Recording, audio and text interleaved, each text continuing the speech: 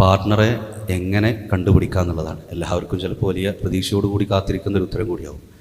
പാർട്ട്ണറെ എങ്ങനെ കണ്ടുപിടിക്കാം എന്നിടത്ത് പലപ്പോഴും ക്യാമ്പസുകളിലൊക്കെ നടക്കാറുള്ളത് നമ്മൾ സ്വയം കണ്ടുപിടിക്കുന്നുവെന്ന്.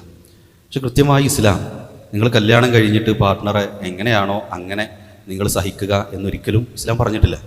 നേരെ മറിച്ച് നമ്മുടെ ഈ കഴിഞ്ഞ സെഷനിൽ തന്നെ വന്നിട്ടുണ്ടാവും, ഒരു സ്ത്രീ ഒരു പെൺകുട്ടിയെ എങ്ങനെ സെലക്ട് ചെയ്യണം.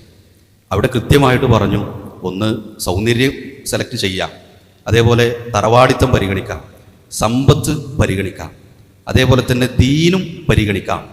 ആ ദീന് പരിഗണിച്ചാൽ ഫളുഫറു ബിദാത്തി ദീൻ, ദീന് പരിഗണിച്ച് നീ വിജയിക്കുക എന്ന് പ്രവാചകൻ സല്ലല്ലാഹു അലൈഹി വസല്ലം പറഞ്ഞു എന്നാണ്. അപ്പോൾ അവിടെ സമ്പത്ത് തീരെ നോക്കേണ്ടതില്ല, അല്ലെങ്കിൽ സൗന്ദര്യം തീരെ നോക്കേണ്ടതില്ല എന്നല്ല, പക്ഷെ ദീന് സെലക്ട് ചെയ്താൽ അവിടെ വിജയിക്കും എന്നാണ് കൃത്യമായി ഇസ്ലാം പറഞ്ഞത്.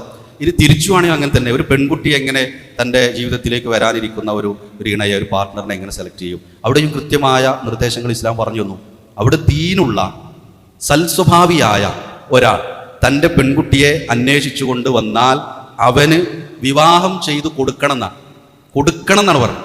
അത് വിവാഹം ചെയ്തു കൊടുത്തില്ലെങ്കിൽ ഈ ദുനിയാവിൽ ഫസാദ് ഉണ്ടാകും എന്നുകൂടി പ്രവാചകൻ സല്ലല്ലാഹു അലൈഹി വസല്ലമ ചേർത്ത് നിർത്തി അവിടെ പറഞ്ഞു എന്നാണ്. അപ്പോൾ 5 അക്ക സാലറി ഉണ്ടോ, ഗവൺമെൻറ് ജോബ് ഉണ്ടോ, PSC ലിസ്റ്റിലുണ്ടോ എന്ന് നോക്കണതിനപ്പുറത്ത് 5 നേരം നമസ്കരിക്കുന്നവൻ എന്ന് സെലക്ട് ചെയ്താൽ ആ കുടുംബത്തിൽ സമാധാനം ഉണ്ടാവും.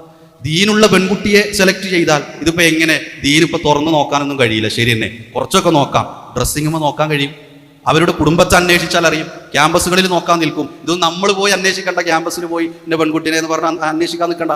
അതിന് കൃത്യമായി നമ്മുടെ മാതാപിതാക്കൾ അതിലിടപെടുന്നു. നമ്മൾ മാത്രം ചെയ്യേണ്ടുന്ന ഒന്നല്ലല്ലോ, പ്രത്യേകിച്ച് പെൺകുട്ടികളുടെ വിഷയം അവരുടെ വലിയനാണ് വിട്ടുകൊടുത്തിട്ടുള്ളത്. അപ്പോൾ ഈ 2 കാര്യങ്ങൾ ദീന് പരിഗണിക്കുക എന്നതിന് 1ാം സ്ഥാനം കൊടുത്താൽ അവിടെ ആ കുടുംബത്തിൽ വിജയമുണ്ടാവും, അവിടെ യഥാർത്ഥ പാർട്ട്ണറായി നമുക്ക് കിട്ടും. അതോടൊപ്പം പ്രാർത്ഥന കൂടി ഉണ്ടാകണം എന്ന് ഓർമ്മപ്പെടുത്തും.